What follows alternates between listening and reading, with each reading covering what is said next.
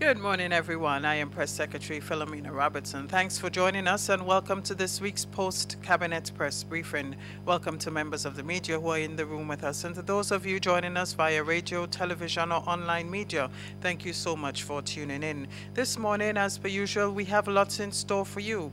With me at the head table, I have Health and Social Security Minister, Honorable Nicholas Steele. Also at the head table, Mr. John O'Geist, Energy Officer in the Ministry of Finance. Welcome to you, gentlemen. As usual, I would ask Minister Steele, can you open the floor with an opening statement? Sure, thank you, and good morning to you all of our listeners and viewers out there. Slightly overcasted morning here in Grenada, but I want to use that as an opportunity to stress that it would appear that the rains are on us, i.e. our rainy season, and to take this opportunity to remind you that with the rainy season comes mosquitoes. With mosquitoes come vector-borne diseases. And while the ministry will be stepping up, as usual, our efforts on vector control during this season, as we do every year, I want to appeal to all citizens out there that you must also be proactive. Mosquitoes breed in areas that we create, mainly the Aedes aegypti, around the gutterings of our house, open containers, litter, etc. The ministry will do its part, but as citizens, we need to do our part as well for vector control. This year in particular, we have already been put on notice by Pan American Health Organization that they're seeing in other islands already an increase in dengue, and in particular, a strain of dengue that has not been present in the region for a while, which means that there's a significant number of us, younger individuals, who would not be immune to that strain of dengue. So we are appealing again. We see vector-borne diseases coming through the entire area. Martinique and Guadeloupe have already seen significant cases, and I just want to put our population on notice. We need to be proactive as well as we approach the mosquito season.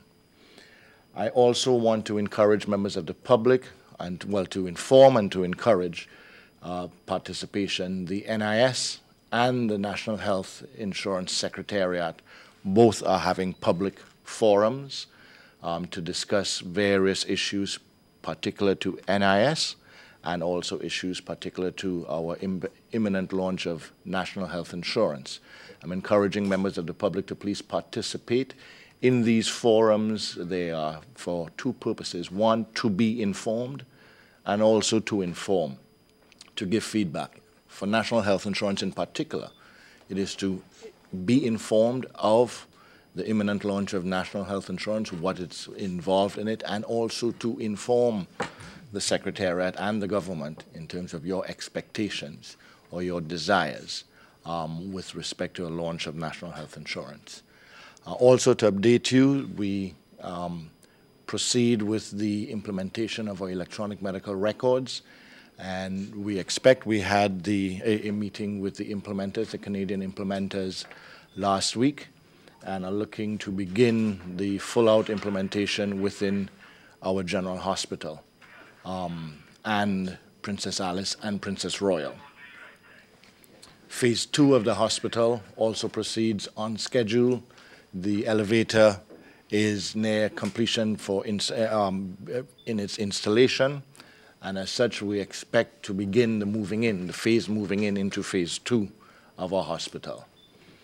Also to inform that Cabinet gave support on two significant decisions which will affect healthcare, which is reacting to and understanding the needs, ever-changing needs of healthcare in Grenada. One is to allow the construction of a NICU unit, a neonatal intensive care unit at our general hospital. Pediatrics is one of our strongest departments at the general hospital, but also one where our most vulnerable are treated. The construction of this NICU unit at the general hospital will allow us to help strengthen that department and will allow us, based on the information from the consultants, to be able to treat premature babies from the age of 26 weeks or 28 weeks. This is a significant achievement, goes hand in hand with the strengthening of the team that is there. I mentioned last time I was here the presence of Dr. Jose Tristan as well, a pediatric surgeon, world-renowned pediatric surgeon, and the rest of the team under Dr. Nelson working there.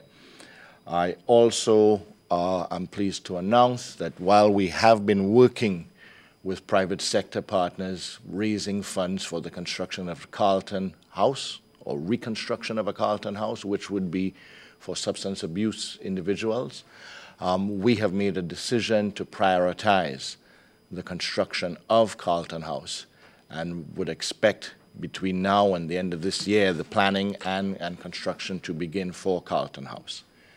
And finally, to say, being ever conscious of the importance of healthcare to us all, as a nation and as a people, and also mindful of the successes that we have made, but still the greater distance to go with the improvement of healthcare, as in first world nations as well. We are having on the 11th a retreat of cabinet to discuss and prioritize healthcare alone, a retreat to discuss healthcare as a whole. I am very pleased that our Prime Minister and my cabinet colleagues have seen it fit to dedicate that time solely to policy decisions, etc., on healthcare, and look forward to some significant progress and results coming out of that. That is, in a nutshell, what I have to say. I look forward to either any questions or comments from you, but I hand you back to Philomena.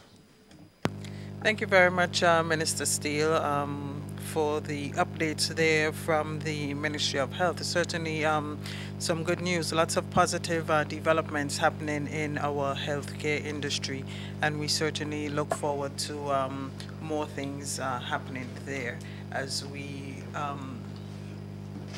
demonstrate our commitment to improving healthcare services across the country. Also this morning we have with us Mr. John Auguste. I am going to invite him now to make an opening statement. There has been lots of talk about oil and gas since the announcement was made some years ago. Several questions have come to the fore, and in recent times even more questions and comments being made. We have now Mr. Auguste, and he's going to provide us with an update on the status of oil and gas exploration. Mr. Auguste? Pleasant morning, and thank you for this opportunity to, irrespective of the weather, to throw some sunshine on the topic you just highlighted. With respect to the update, in the second half of 2017, the Global Petroleum Group, GPG, carried out the first ever exploration drilling in the waters of Grenada, and in the most prospective geological feature, which we named the Nutmeg. And you would see that Trinidad, one of the most prospective geological feature with respect to petroleum is called the Hibiscus platform. So we have named ours using our spice name. So we have the Nutmeg platform, which is one of the most prospective. And later on, you'll see that both the Nutmeg and the Hibiscus platform will be linked later through some infrastructure. A year ago,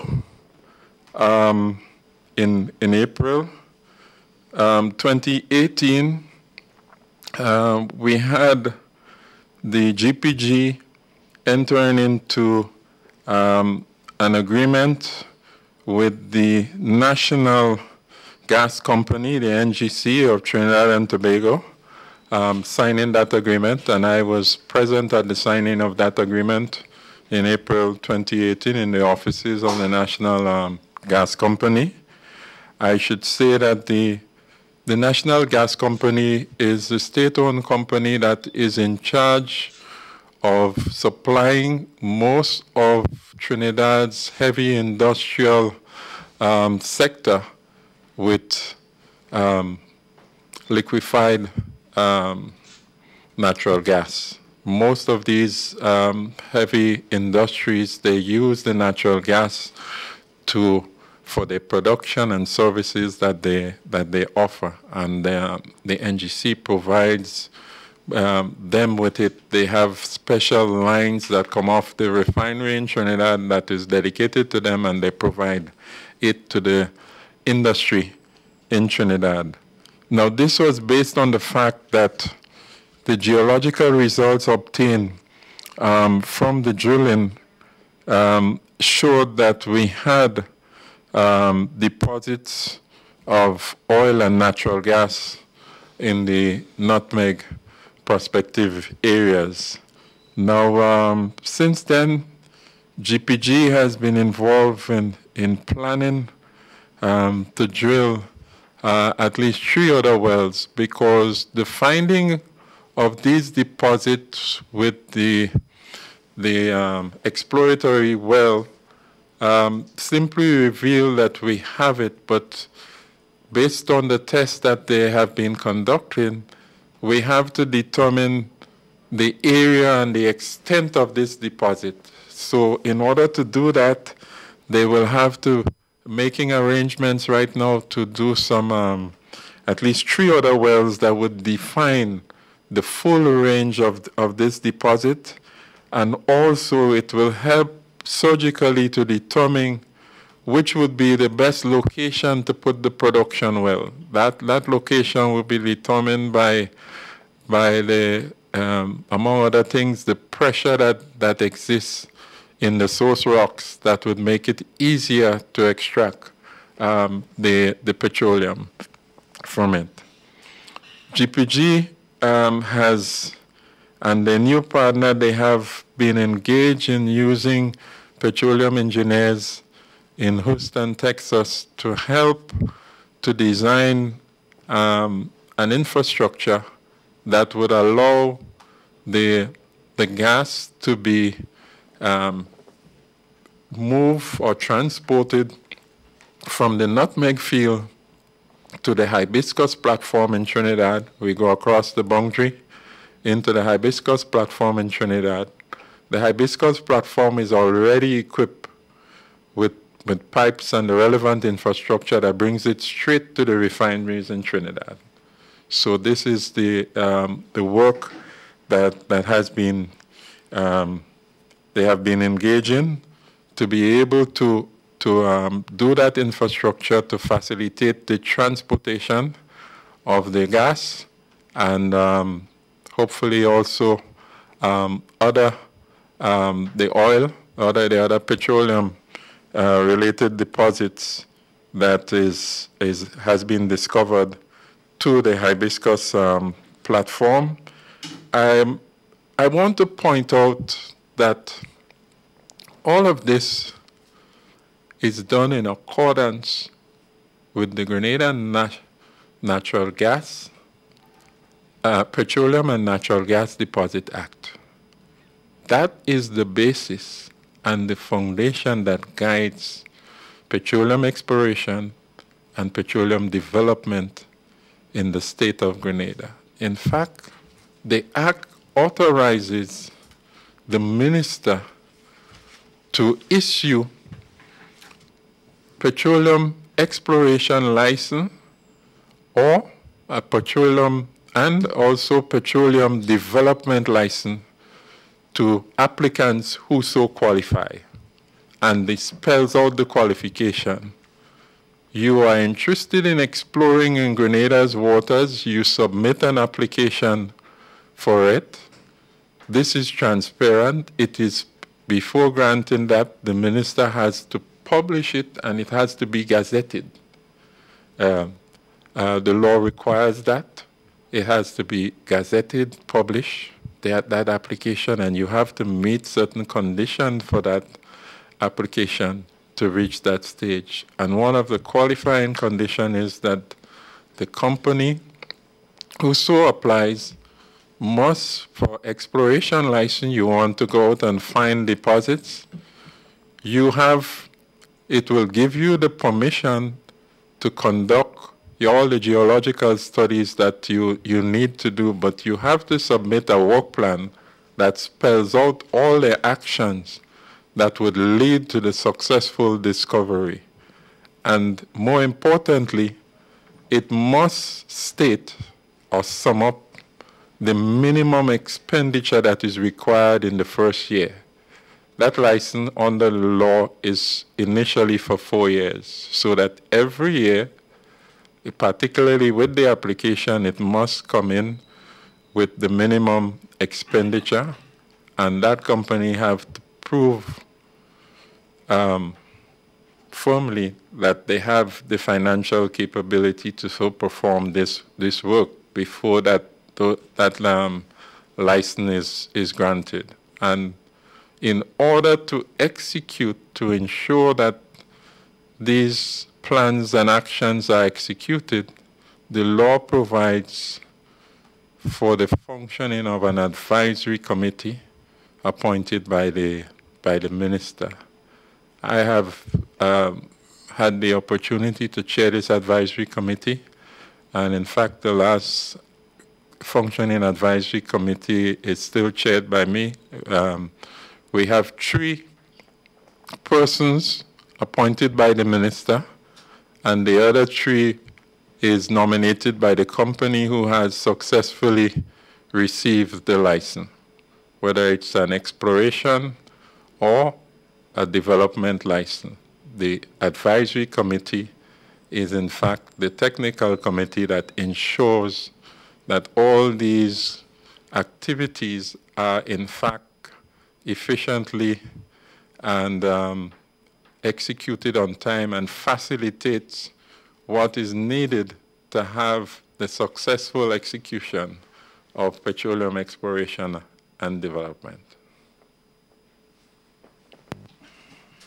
Thank you very much.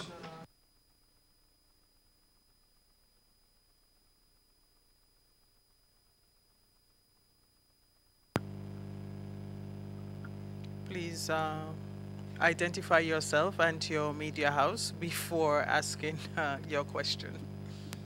Good morning, Karima Lois, the New Today newspaper. My first question is for Minister Steele in relation to the Carlton House.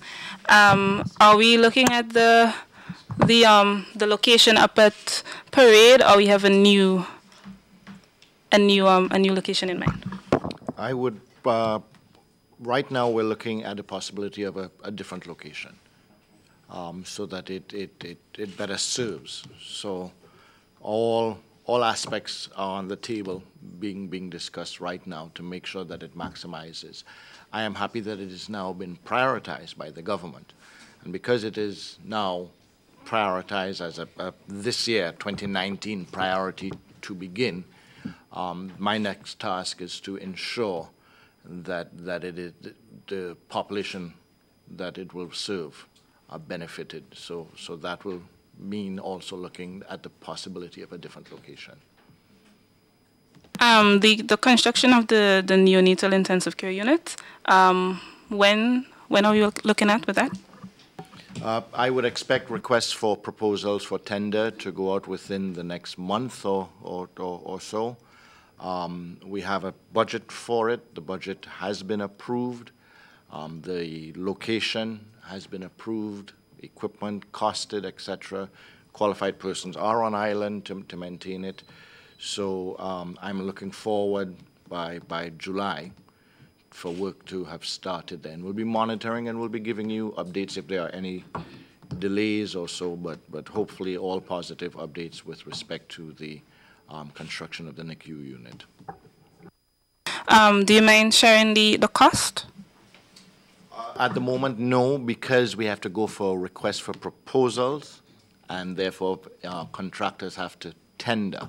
So it wouldn't be appropriate to say this is what the budget is, because I intend to make sure that the public funds go as far as possible. So it wouldn't be appropriate to say how much we have allocated. I have one last question for you. As Minister of Health, I would like for you to, or could you provide an update on the health of the Commissioner of Police? I understand that he has been hospitalized. As Minister of Health, I believe that the patient privilege must be maintained. Anybody, I'm not acknowledging anything with the Commissioner of Police or not, but I think it is up to the families of all of our patients to decide on what information they would like to make public or not. I can say that as far as I'm aware, within our force is ably equipped and being managed right now. Who is acting in his? That would be for the Royal Grenada Police Force to make the announcements or so. But everything is in order there. Thank you. Rikisha St. Louis, Government Information Service. Minister Steele, I have a question for you. We just heard of an outbreak of measles in the U.S. How is our ministry or your ministry prepared to deal with that to ensure that there isn't a local spike here? We are monitoring that situation, and it does concern us. What I would like to say is that we have a very successful vaccination rate, much higher than the U.S. So we are better equipped. However, Pan American Health Organization has put the entire region on alert for it. What I would want to make sure is that individuals appraise themselves, and we will probably have the Ministry of Health in the next day or two, since you have raised that question, make a public announcement with respect to the signs and symptoms of measles. Most of us may be aware, but just for the abundance of caution or so. But we are monitoring it. For us, it stresses on and allows us to speak to the success of our vaccination policy here. We are 98.9, I think, % successful with vaccination, measles being one of those. If we are, what we have noticed throughout other islands where measles has shown up, it's been transient, in other words, a visitor that has come in. And thankfully, because of the successful vaccination rate that most of the Caribbean islands has, but Grenada does lead that, it does not spread. But it's still, we are most aware of that threat right now and are monitoring it. All right, Mr. Geest, we have heard of the announcement and saw the signing, read the building of gas lines.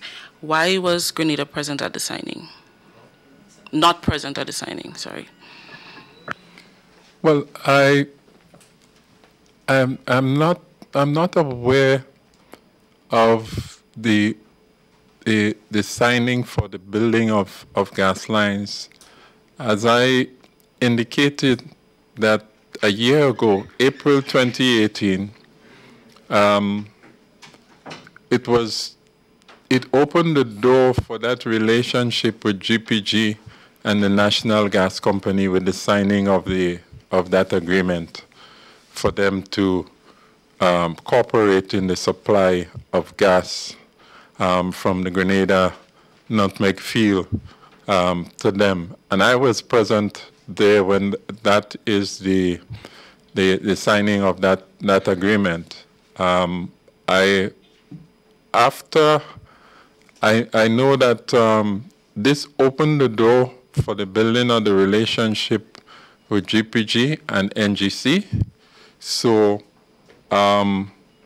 with what you're referring to, I don't think it was necessary because a year ago, the agreement had already been signed, and the studies are taking place for the infrastructure to happen. The infrastructure has not been defined as yet.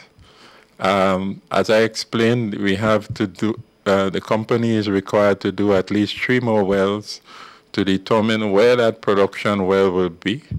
And this is important for the infrastructure, because that production well will be the point at which they would do all the extraction of the gas and other oils from there to transport it to the hibiscus platform so that it could be refined. All right. What is the basis for the process that is that is followed in the development of the petroleum industry and the relationship with TNT, GPG, and other players? Say that again? What is the basis for the process that is being followed in the development of the petroleum industry and the relationship between GPG, TNT, and other players in the industry? Well, I don't really understand your question, but if you have an estate and I lease it from you, and I'm a farmer, I could engage other services and equipment to facilitate my production. I necessarily don't have to come to you, knocking at your door every day to tell you that this is what I'm going to plant here or so, and I need water or something for it, if I understand your question perfectly. Okay. Mr. Leguist, in your opening statements, you mentioned a new partner with GPG. Would you disclose the name of that new partner? Well, yes, I made reference when I was stating that they are planning finalizing arrangements for to drill the extra 3 wells. I don't have the exact name here with me, but it is GPG has partnered with a Chinese company who is functioning in the U.S. They're doing petroleum operations in the U.S. So they partner with this company in going forward to develop the infrastructure for the extraction of the prospects that has been discovered in the Nutmeg platform. The act that you spoke about, when was it passed? That act was developed in 1989, and I think subsequently it was updated subsequently. The Petroleum and Natural Deposit Act.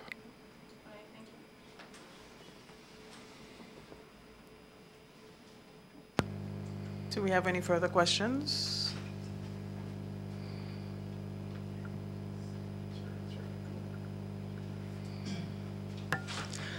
Morning. I would have missed most of it. My apologies for not being here on time. We've leased to GPG, but what is our stake in this? What is Grenada going to be getting out of this once oil starts coming up and getting refined? And so what is coming back to the state? What percentage are we getting? Okay. Like I explained, the company that is interested in exploring for oil has to apply initially for an exploration license. Once that license has been approved, you go ahead and do the exploration or study, whatever studies you need to conduct, whether it's 2D or 3D for the geological studies to find exactly where you should do the drilling. Once that has been achieved, you have to submit a report that supports that. And this qualifies you to get what is known as a development license. Now, implied in both of these licenses, you would be assigned a certain amount of blocks or acreage of Grenada's maritime territory. And every year, you'll be required to pay, as spelled out in the schedule under the Act, a fee every year for the use of these blocks that you want to study.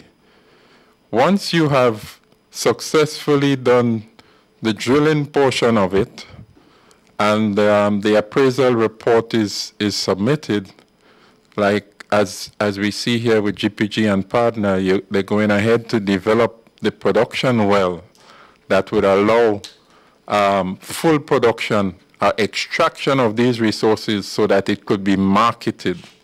So once that has been achieved, the licensee is able to market these resources, and they will receive revenues from that, and there would be an agreement with the government to that a certain portion of those revenues would be paid directly to the government from the marketing of these products. Now, in the petroleum industry, this is not something that is published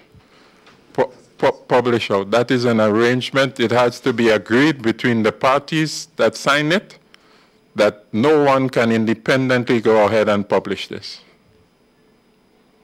Even if you go to Saudi Arabia or Trinidad, you can't get it on the street.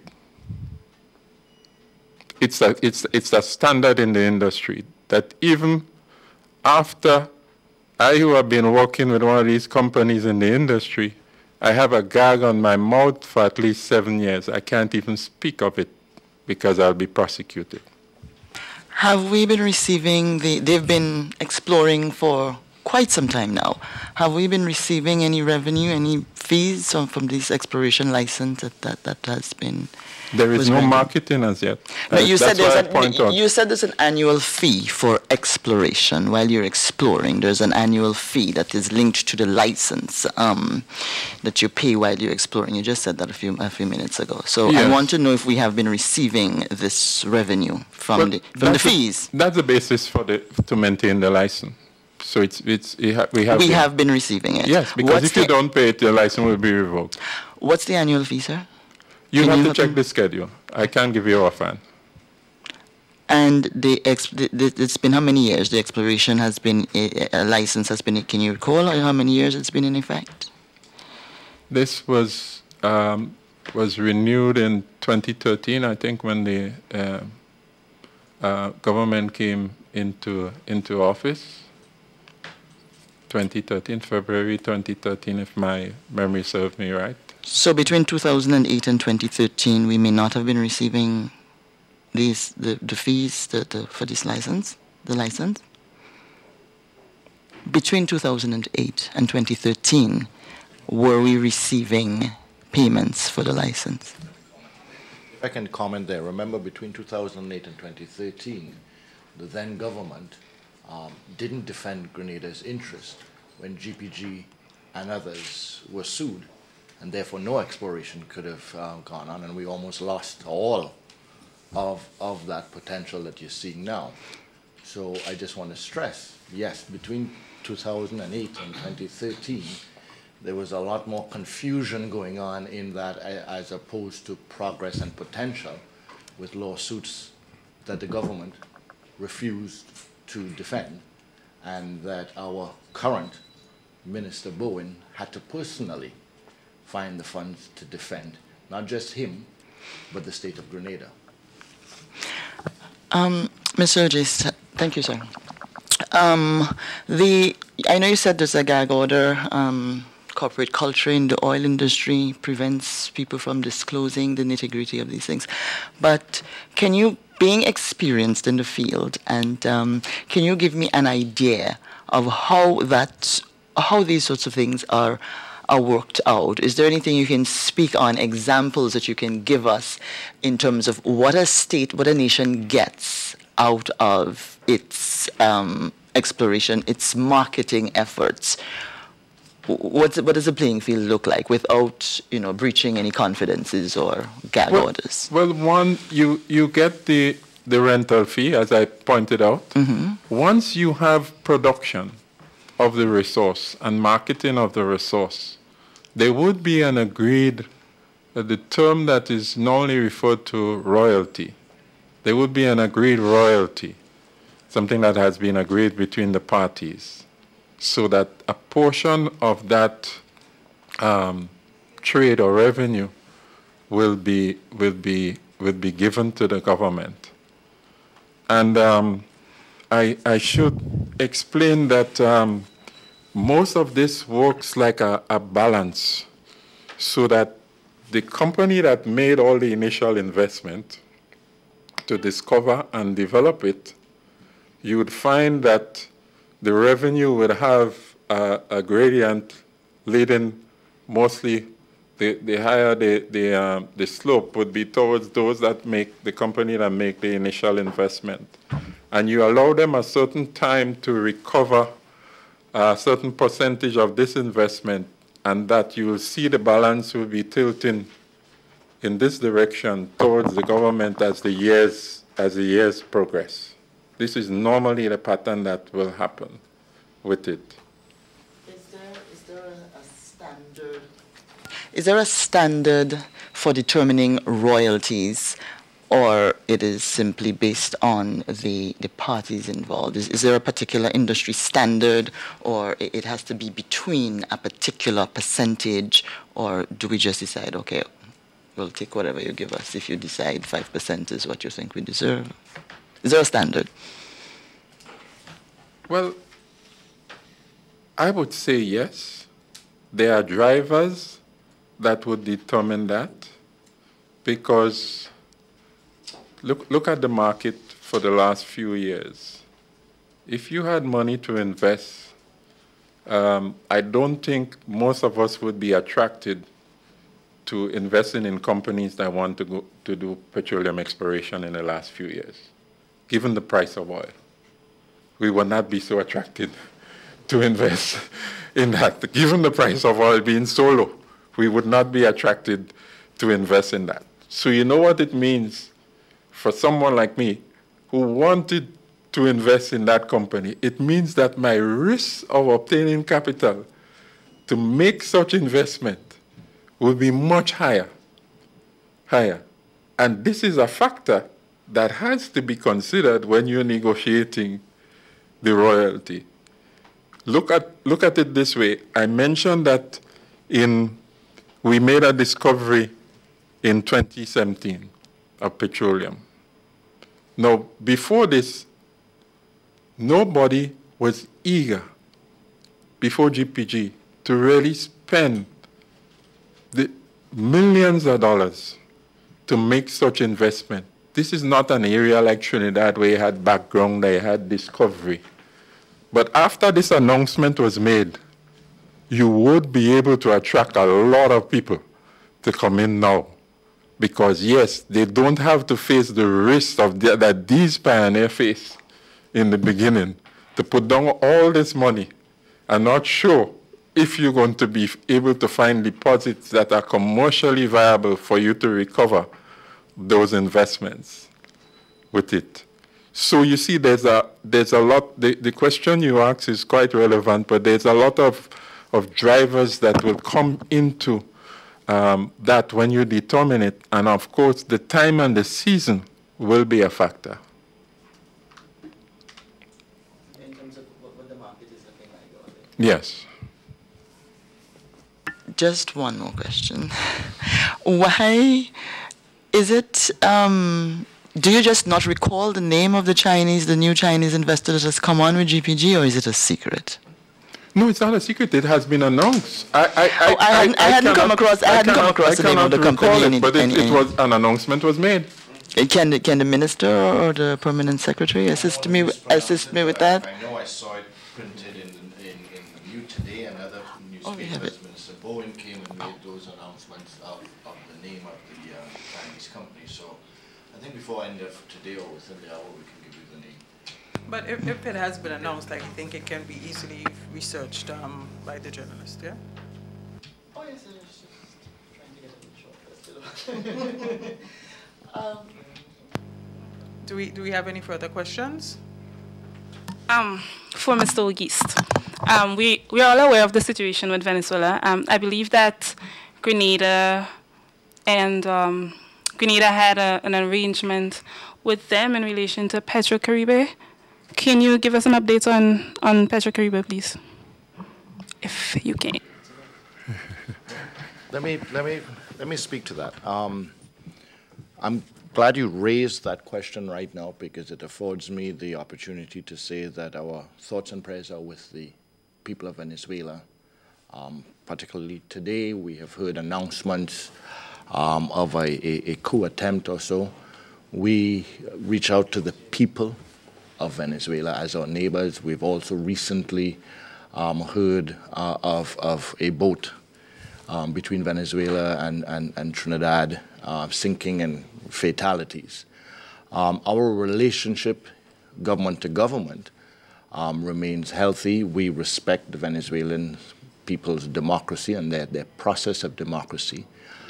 We are not happy that the democratic process seems to have taken a turn that involves violence and demonstrations and has led to the death of various people in Venezuela on both sides of their struggle. Our relationship with PetroCaribe remains strong as long as the government in Venezuela is willing to continue that relationship. We have expressed a desire. Most of the islands in the Caribbean have also done that, and our people have benefited collectively. So with respect to PetroCaribe providing LPG gas or any of the other arrangements, that continues. But what we do recognize is that right now, the people of Venezuela are going through, I don't want to refer to it as a transition, but they're going through a turmoil. And as such, we look and we observe, and we are very patient and understanding with any changes that may be occurring with respect to PetroCaribe or so. So yes, there have been some changes and some issues, but we as a neighbor and a friend of the Venezuelan people are cognizant of that and look forward to amicable solutions in Venezuela. Venezuela is in turmoil, it's in crisis. What has been the impact on us getting products? It has gone on seamlessly since all of those problems? I think right now public statements are not, I will not be part of a government, and thankfully this government is not that way, that our concern and our public statements would be, well, are we getting our product or not? No. You will see that the public statements that have been made by the Prime Minister, and I will continue with that too, is that we have concerns for our people, our neighbors in Venezuela. And between now and then, we have understanding, and they have our support, the people of Venezuela. So to make comments about whether we've been receiving product or so, our relationship goes way beyond that, way beyond that. We are neighbors. Yes, part of being neighbors is a commercial deal that's called PetroCaribe, but more importantly, is the livelihoods, the peace and prosperity of our neighbors. If it were Trinidad, it would be the same. We have relations with Trinidad, and I don't think it would be appropriate for us to be commenting as to whether our private or public supplies from Trinidad are being interrupted or not because of a turmoil going on. Thankfully, there is no such thing going on in Trinidad, but right now, we are more concerned on a peaceful and amicable resolution to what's going on in Venezuela, and as such, the only comments I think we would make would be to that. Has Grenada had any diplomatic discussions with Venezuela, with the Venezuelan ambassador here at Grand Dance regarding Venezuelan refugees? Are we willing to provide any assistance there? Are our borders open to them? Have they asked as well? I am not aware of any discussions like that, but I am aware that we as Grenadians are neighborly. And we as Grenadians recognize when we were in a time of need, those that lent assistance. Venezuela and the Venezuelan government did assist us greatly after Hurricane Ivan in our time of need. We did not have that sort of relationship where Grenadians went to Venezuela to ride out the storm, so to speak, or post-Ivan issues, but Grenadians did leave and go to other islands in the Caribbean, as is happening with Dominicans and others who are rebuilding at present. So if they are Venezuelans that I think would want to ride out their current issues here in Grenada, I think like Trinidad has shown, we are neighborly. There are challenges with that. We are a small developing country, and as such, from a health aspect, there are challenges that we would have to deal with. But our borders are not closed, no. Gerard Joseph, GBN. A question for Minister. With the spike of measles in the U.S., you highlighted on what the ministry would be doing. Are there any plans to implement screening at the border as well, the airport ports? There is constant screening at our borders. In fact, what we implemented about a year ago. It is covert screening. You will see that they are difficult to observe, but thermal cameras at Morris Bishop International Airport. So it's not a case of a nurse having to be outside checking everyone's temperature or so. But those cameras were donated to us by the government and People's Republic of China. They are in full effect there. Surveillance at our other ports remains in effect. In fact, there is regional ramping up of surveillance that continues. But yes, we are monitoring our ports for measles or any other disease as well, wherever there is a threat level. The Foreign Affairs Minister is expected to attend a convention, I think it's the Belt and Road, with China. Would Grenada be signing on to that convention or agreement where China is looking to develop parts of the Caribbean? As a former Minister of Foreign Affairs, I will leave the comments for my colleague, but our relationship remains strong, and we expect to be participating as much as possible in the friendship that we have with the People's Republic of China. My final question. Last week, the GUT President, Lyndon Lewis, would have, on behalf of the union, offered an olive branch, and yesterday, when asked by posing a question to the Public Workers President, she is also willing to come back on the table, even though her stance is maintained that the workers have a constitutional right to pensions and gratuity. On that light, is government really looking or interested in going back on the table with the unions? Government has always been willing to negotiate.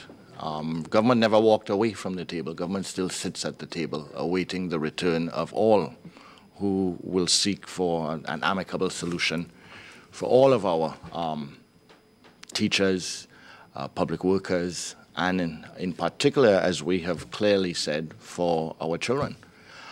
So, no, I'd let the discussions continue with the individuals.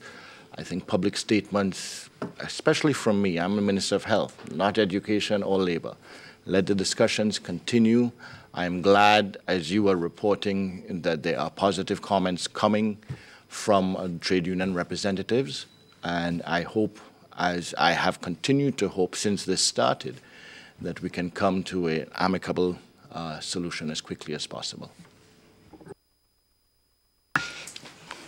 Mr. Auguste, over here.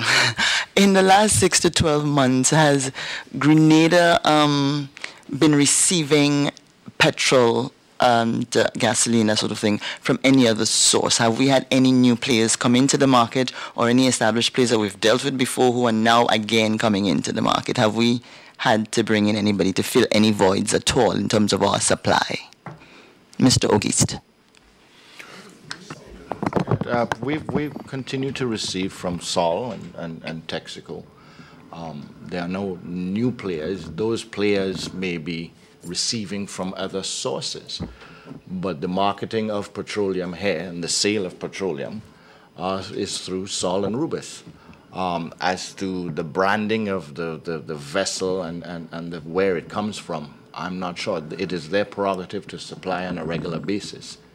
So there have been traditionally 3 suppliers: Sol, Rubis, and Petrocaribe.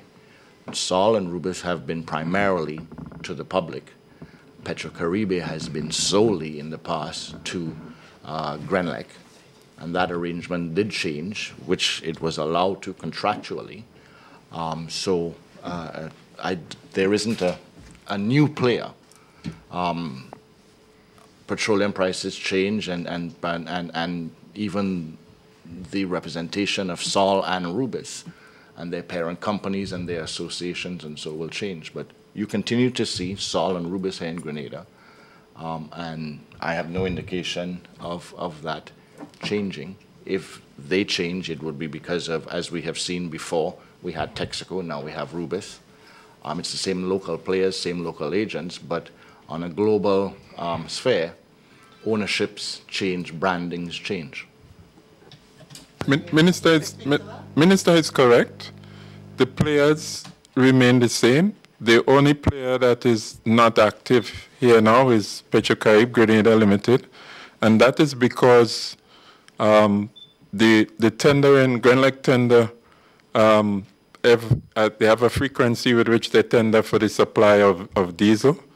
Petrocaribe Grenada Limited had it up to 2 years ago.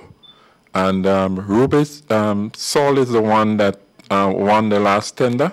So Sol is the company that provides diesel for the generation of electricity right now. So the minister is correct. The players remain the same. It's important to note that over 85% of diesel imported is used to generate electricity. Thank you very much, Mr. Ogis. Also, thank you very much, Minister, for the information that was shared this morning. Journalists, for your questions. To the listening and viewing public, thank you so much for tuning in. I hope you were duly informed this morning of developments in health and status updates as it relates to oil and gas exploration in Grenada. Well, that brings us to the end of this week's post-cabinet press briefing. I am Philomena Robertson. I look forward to seeing you again next week. Thank you. We're down to week 4 of the second annual Pure Grenada Cup. This week we head to the Big Parish on Saturday, 4th May. 2 big games will be played at the Victoria Park in Grenville. 7 p.m. St. George Royal Cannons versus Carriacou and P.T. Martin Stingrays. Then at 9 p.m. Game 2, St. Andrew Big Parish Stars versus St. David Top Striker. Admission adults $10, children $5. It's the second annual Pure Grenada Cup. See you there. Pure vibes, pure fun, pure football.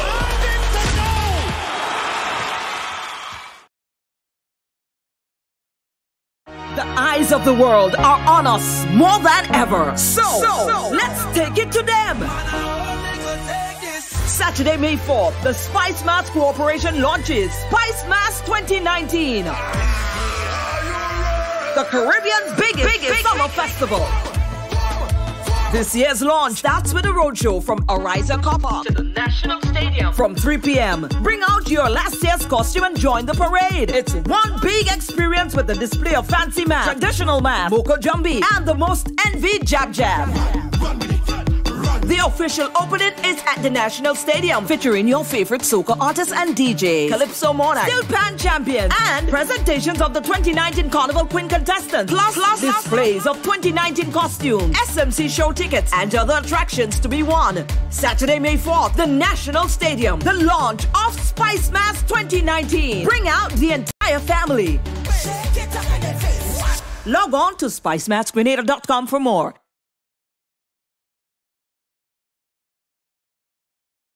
Stay up to date with all that's happening with the new national party, NNP. Send us a message via text or WhatsApp on 405-8683 with your name, email, and constituency. Stay in the know with NNP. Get updated.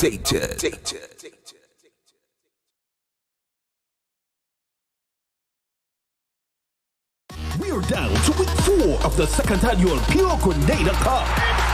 This week we head to the Big Parish on Saturday, 4th May. 2 big games will be played at the Victoria Park in Grenville. 7 p.m. St. George Royal Cannons versus Carriacou and P.T. Martin Stingrays. Then at 9 p.m. Game 2, St. Andrew Big Parish Stars versus St. David Top Striker. Admission adults $10, children $5. It's the second annual Pure Grenada Cup. See you there. Pure vibes, pure fun, pure football.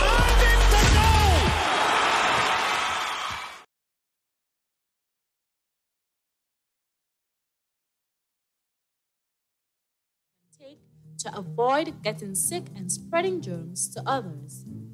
It is best to wash your hands with soap and clean running water for 20 seconds. However, if soap and clean water are not available, use an alcohol-based product to clean your hands. Alcohol-based hand sanitizers significantly reduce the number of germs on skin and are fast-acting. Follow these simple steps when using an alcohol-based hand sanitizer. 1. Apply product to the palm of your hand. 2. Rub hands together. And 3. Rub the product over all surfaces of hands and fingers until hands are dry. This is a message from the Ministry of Health.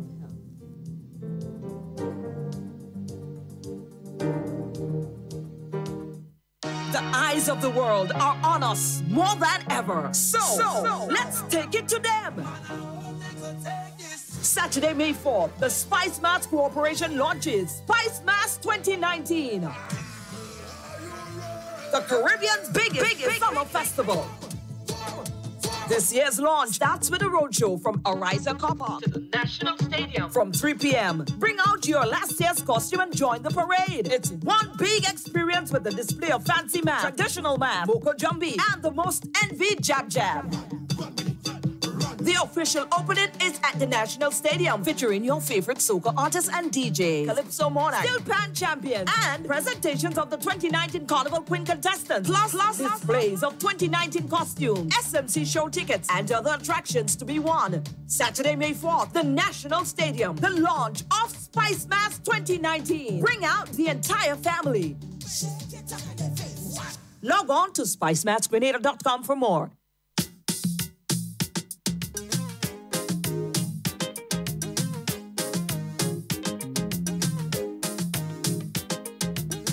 Good morning to you, Grenada, Carriacou, and Petit Martinique. It's now 5 minutes after the hour of 11 o'clock on the Spice Island of Grenada. Yes, indeed. It's a beautiful Tuesday, a bit rainy in certain parts of the island. Here on the Spice Island, I say good morning to you, Devon.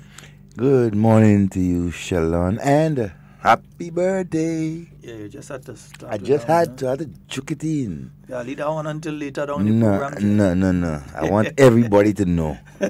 It's a birthday. Aside that. You realize I don't I know it. I don't put that one out. But hey, that's how it goes. Yeah, it's another man's birthday today too, you know, man. Yes, Honorable Gregory Bowen. Yeah, it's another man's birthday today too, you know. Give us the same man, give us the free head man, I say. Give us the same man, the man with the plan and the vision.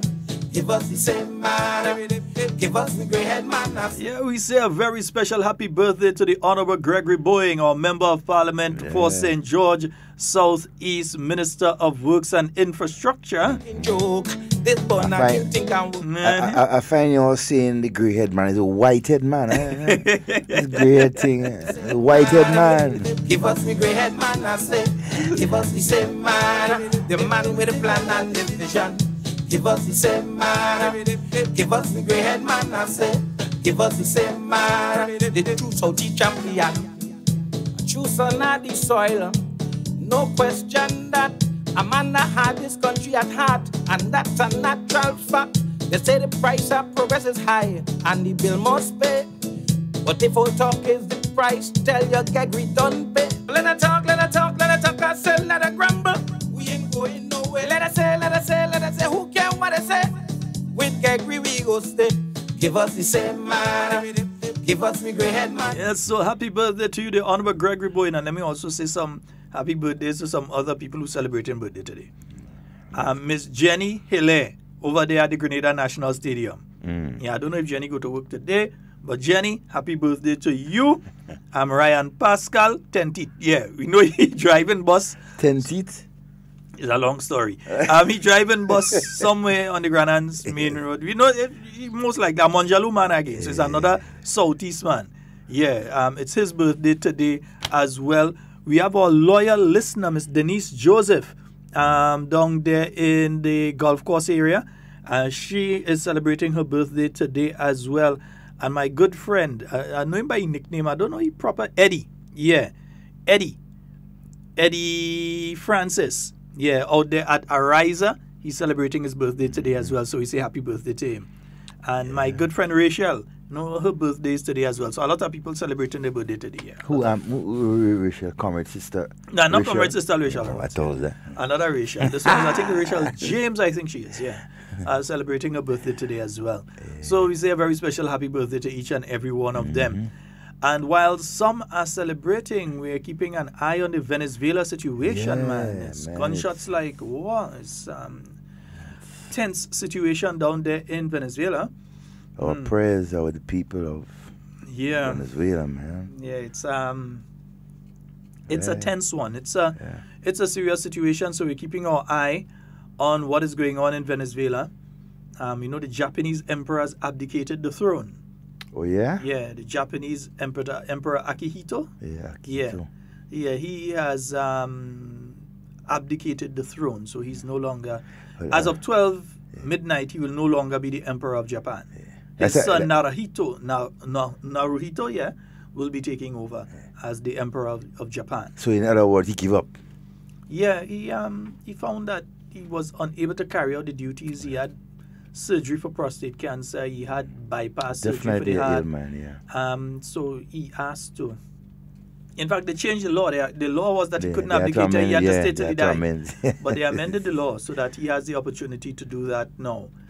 So, so around the world, all kind of things happening. But looking at our Venezuela, because the Venezuela one directly affects us, huh? Definitely affects us. Directly affects us. In a lot of ways. But hey, that's... Even with the oil and gas exploration, it does affect us. It does. So we've just had the post-cabinet press briefing. We had Mr. Auguste. I can't remember his first name. Yes. But Mr. Auguste was there. We had the Honorable Nicholas Steele as well. Honorable Nicholas Steele speaking about the health situation here in Grenada. Also giving some updates. Also warning Grenadians to be on the offensive. Measles. Measles has shown its head again. Things that we're supposed to have been rid of, all of a sudden showing their ugly face. Yeah? Showing their ugly face again. So measles. I don't think, in my whole life, I don't think I've ever heard of anybody that had measles. Well, I think that's been eradicated many years now. I don't think in my life. In Grenada in the 70s was the last I've heard of severe case of measles in Grenada. Somewhere around the late 70s. Yeah. Publicly, But I was born in the 1970s and 1980s, 1990s. I haven't heard of any case of measles. And to see it's resurrecting its head, it means that we have to continue to vaccinate, do what we have to do to keep it at bay and keep it out. Some people talking about don't vaccinate. If you don't want to vaccinate, go and live in a country for yourself. Go on some island and live there for yourself and don't vaccinate. But the rest of us, we go vaccinate. Especially our children. We need to pay close attention to our children, and so and ensure that they get the required health, things to ensure that measles is not part of the everyday, because we don't want anything at this point in time, unhealthy to affect us as a nation. Because when these things break out, for instance, a lot of us don't realize that the Zika outbreak, the chikungunya outbreak, and the dengue outbreaks that we have been having throughout the region, and we enter into mosquito season. It's dry right now, so you don't have as much as you can, but when you see that rain start to fall and that water start to settle and they start to get extra places to duplicate and multiply, and the mosquitoes start, it's going to be another rough season again. It affects the NIS because you have people that can't make it to work. They have to take sick leave. You have persons who with Zika. You actually had persons that became invalid. They were crippled by Zika. Zika and so created some havoc here, but not much people is aware of some of the things, some of the persons, the amount of persons, and so that was affected, as Sheldon said. You have persons who got crippled. These things affected the NIS in a serious way. You had millions of dollars had to be paid out by the National Insurance within a year. I mean, it's like... So it does affect things. So it's not simply saying let's clean up and all kind of thing. We have to protect NIS and different things like that too. You have to. Good morning and welcome. Good morning. Hello. Yes, good morning. Hello, good morning. Morning. Good morning to you, sir. Good morning. Happy birthday, Sheldon. Thank you, sir. Good morning, sir. Yeah, I need some help with a situation I've been listening, and I hope nobody will take it and make a negative theory out of it. But my concern is that with the oil exploration and the climate change position, what is happening now with that situation? If we so believe in the climate change and we're now doing the oil exploration, which I think that is sort of contrary to what the climate change is all about. When even as in the US, they're talking about Green New Deal, you know, want everybody to go green. So if you can help me out on that, I'll appreciate it, you know. And enjoy your birthday. Have a blessed one. All right. Thank you very much. All right, my friend. But you see, the thing is this, even though we're moving towards clean fuel, even though you're moving towards more climate resilient systems in every country, in other words, the people who are developing motor vehicles, they are starting to develop for instance, one company, I'm trying to remember who, released an electric vehicle right now that is comparable to a vehicle that is using gas or diesel or whatever.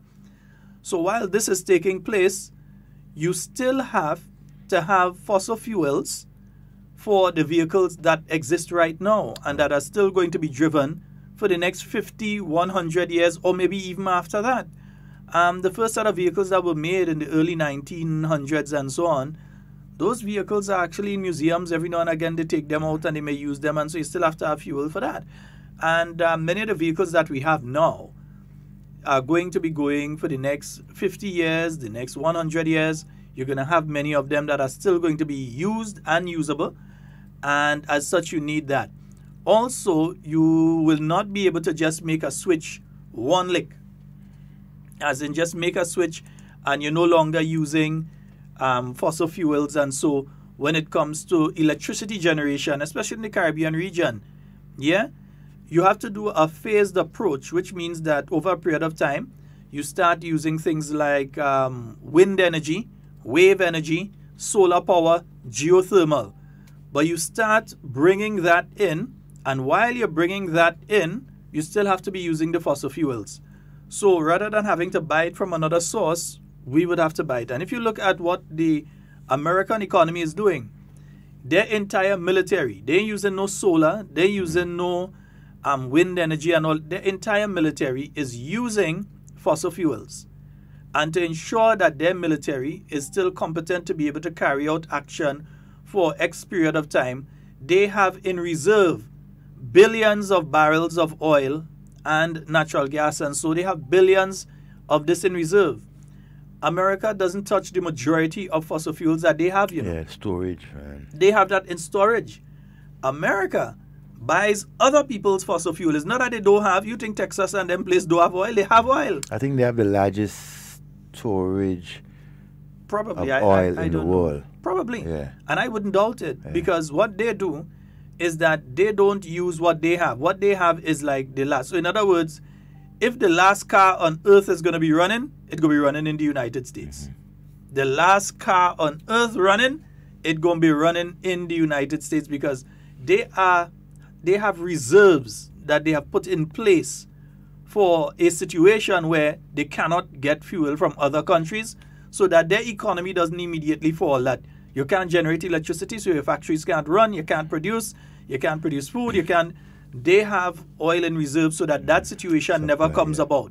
So they will buy all the oil from Grenada, they'll buy all the oil or gas from Grenada, they'll buy all the oil and gas from Venezuela and from the Middle East and so on, but they have their reserves, and there's a reason they have their reserves. So in case anything, they are the last man standing.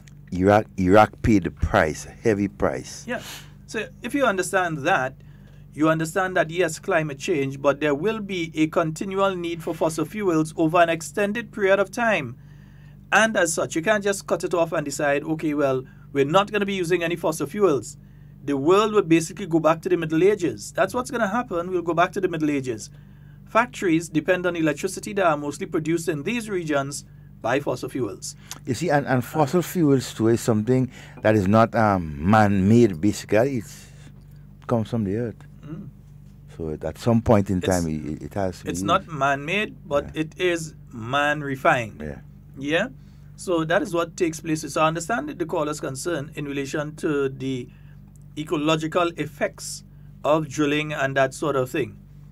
But then, when you look at it, with what is being proposed, with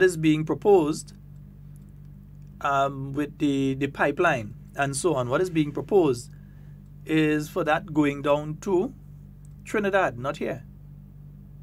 Yeah? For it going down to Trinidad, and I'll leave it that righty. Nice? Good. 4407377, that's the number. 347-329-3101. Yeah.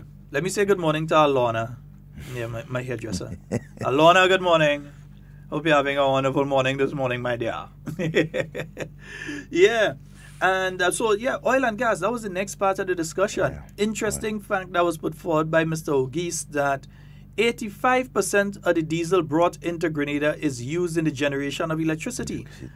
And that while prior to the last 2 years, while the arrangement had been with Petrocarib, so the fuel was coming out of Venezuela to supply Grenlec for the generation of electricity, now after the bidding process that took place, Sol was successful in securing that contract, and now Sol provides the fuel that Grenlec is using for the last 2 years. They've been providing the diesel that Grenlec is using. And Grenlec, remember, is taking 85% of the diesel that's being brought into Grenada is being used by Grenlec. You see the importance of going into the geothermal energy and the solar energy and so on. Yeah. And that's what government has been talking about. Rather than having to depend on boats coming here and bring, whether it's diesel, whether it's gasoline, whether it's liquid LPG, liquid petroleum gas, whether it's any of them, that we find alternative means of producing electricity here in Grenada. You're rubbing your hand hard, so you think coming through the mic, with me a cold. Okay, let me raise the temperature inside here for you. I raise the temperature. Yeah? Yeah, boy, you need to go and drink some bush tea, boy. Your blood low. Your blood low, brother. You have to go and drink some bush tea. Cool. What is, man? Yeah. But yeah, Devon, so alternative means of producing electricity. It's very important that we look at that aspect of it as well. Very important. And we have the capability, here, to do it. We just have get the technology and work it out. We have different source of other types of energy we can use and so on. Hey. That's where the green climate. The green climate. Yes, the green climate comes in. Yeah. But also, we know that tomorrow is Labor Day, International Workers' Day. Labor Day. Yeah, tomorrow is International Workers' Day. And we say a special congratulations to workers and the celebration of International Workers' Day, also known as May Day, also known as Labor Day. Yeah, different people call it by different names. So it is being celebrated tomorrow. And I say a very special good morning to you, Marissa. I see you, and I hope you're having a fabulous day today. I did not get my WhatsApp message, so I'm upset with you. Right? Nice. Yeah. So we're going into May Day tomorrow. They're taking it to St. David. St. David's, Las Vegas to be exact. Yeah, so they're taking it to St. David tomorrow. So we have all the unions gathering, having the march and the discussion, and then the eat and drinks and fun time. Yeah. And we really want to wish all the workers of this nation who will be participating. Let me and you go in GUT on tomorrow evening. No, we go in. Come and pick me up. We go in. Go in GUT on tomorrow. LL? We go in GUT. After we come out GUT, we go in public workers. We go in public workers, yes. We go finish off by Tau. By Tau. We go finish by We go pass by Seamen and Workers, GMMIWU, Bank and General Workers. We go pass by them. We go pass through. But we finishing by Tau. Finishing by Tau. But we starting by the teachers. Yeah. So teachers expect us. Sheldon and Devon will be in your midst. Okay? Tomorrow, please the Lord. Yes, Lorraine. You know Alana well, man. Yeah. So we look for us, and whole we food day. Yeah, whole we food. Just remember, Rastaman day. Yeah, there's two Rastaman. One does eat pork and one does not. Right. Yeah, this one is vegetarian. Yeah. Vegetarian. Figure out who. Yeah. So we've got International Workers' Day tomorrow. It's going to be interesting. And you know, I would love to see the workers as they are accustomed to being in their militant and mood and so, and to coming up with a lot of different with progressive ideas as to the way forward for workers. I mean, there are times when it looks like, you know, it would be confrontational and so, but in the spirit of you know, the whole question of labor and workers' rights and employers' rights also, you know, we need to have it. I've been listening to some individuals, and some individuals like they're afraid of the workers being militant. That is what Labor Day is about. Workers have to be militant. Yes. That's what Labor Day is about. You want workers sit down in place every day and don't stay and do nothing? There are things that affect them every day. That is a day. Labor Day is about militancy. It's about several things. One, it is about celebrating the achievements that workers have been able to achieve over the period of time. So Very the workers, they have been able to achieve several things. From, I mean, if you're talking about public workers, there are lots of benefits they've been able to achieve. Millions of dollars in scholarships and educational grants and so on to public workers. You also have had the increments and so on. In fact, right now they are about to begin the process of the negotiation for the next set of increments and increases and so on, public workers, and they're about to start that. So we know that RR and LL and Senator Lewis, they are going to be at the forefront negotiating for that new set. And considering that what they achieved before, because remember, there are workers that started this year with a little additional 700 and 800 on the salary in the public service. The teachers' union, they have a lot to celebrate. They have to celebrate the fact that between last year and this year, they get a couple hundred new teachers established. People have been in the service 5, 10, 15 years. They've got them established, so there are achievements. You see, the problem is, in recognizing the achievements, they can't go there and say the government ain't do nothing, or the government ain't doing nothing with them, or the government has done nothing for them. They can't say that. So rather than go out and admit that, look, we have achieved, there are several achievements, LL and RR prefer not to go out and say, well, government, we've been able to achieve, we've been able to do this, we've been able to do that. They prefer to make it look like they ain't get nothing done. Like they ain't getting nothing done. Like government never work with them on anything. Something is going on here. Someone keeps calling and just hanging up. And you see, and Labor Day, I think it's not just, in my view, for the workers, but employers also.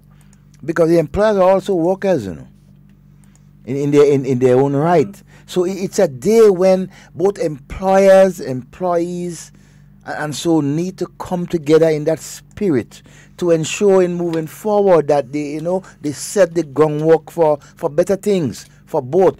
More productivity, the employer would love that. I think the person is through now. Good morning and welcome. Good morning, Mr. Devon Romain. Good morning, and sir. A special good morning to you, Mr. Sheldon Scott. Why special? Well, I'm saying special because I also want to extend a special morning greetings to your listening audience. Now, I realize I listen to both of you all gentlemen blowing your all own horns, but I will also be at the Labor Day celebration, and they also have to cater to one that does eat pork. And not only pork, but I also love to, as a man that spent many years in the culinary field, I also love to eat my meat medium rare. Lord. No. I eaten pork medium rare. I must say, I eaten pork medium rare. Eating pork medium rare? Fully cooked. Not only pork, people must have a certain cost. I like my thing pink in the middle. I just eat eat beef like that. Pork, I'm afraid of it, man. Yeah. But anyway, go ahead. I'm scared then. Because what I realize is that when you eat meat that is a little bit pink in the middle, even if you have dentures, you can still operate that like somebody who never lost any of their last Amazing grace and sweet the song, I save a wretch like me. You win. Go ahead, yeah, boss. Okay, now, On to the next one, eh? No, yeah, I'm not overly concerned about the present industrial climate we have here. I believe there would be light at the end of the tunnel. Yes, the Labor Day celebration will be one with lots of feelings to express.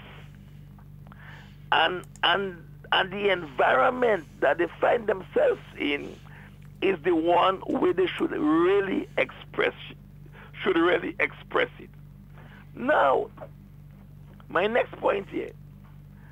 Grenada workers can celebrate despite the unresolved issues at hand. Why?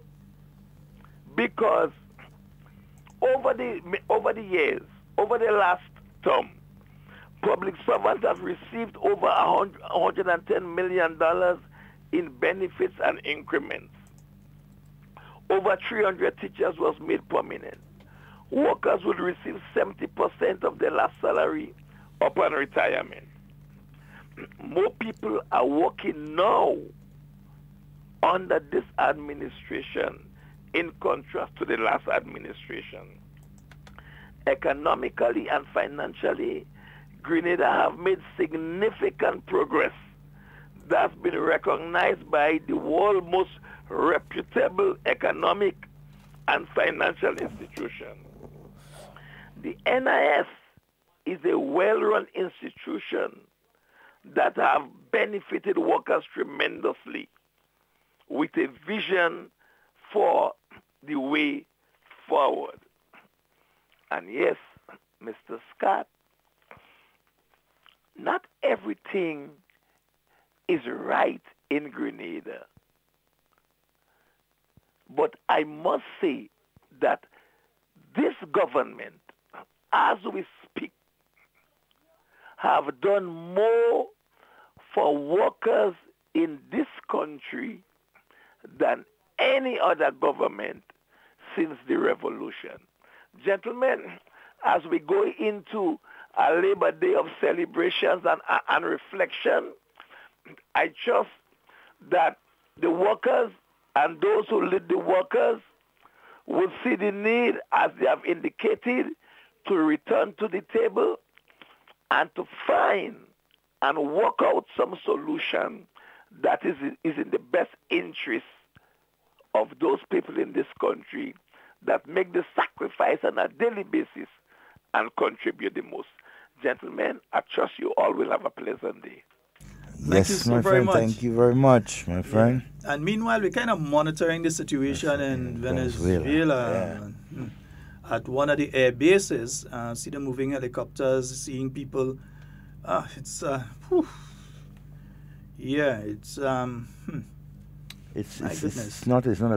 a good scene. And that just says Venezuela is in a bad way. Yeah. Those of you who remember October 1983 would have an idea as to some of the things that we're seeing there. Yeah, that you're seeing there. the lead up to the fourth issue there. You know, the demonstrations, the street and so so it's something that we need to be paying particular attention to as a people, right? They are our neighbors, they are human beings, and it's a country that has come to our aid, so many times. So we have to be mindful and be in solidarity with the people of Venezuela. You know? But back on the labor unions, as we're saying, tomorrow, you expect the unions to come and say different things about government. You expect the workers to... Always.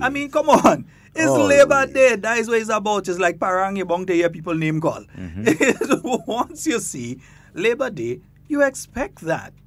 It's just part of the entire thing. That's part of the excitement. They're not subservient to anybody. The workers will go out there and they'll make their statements and everything.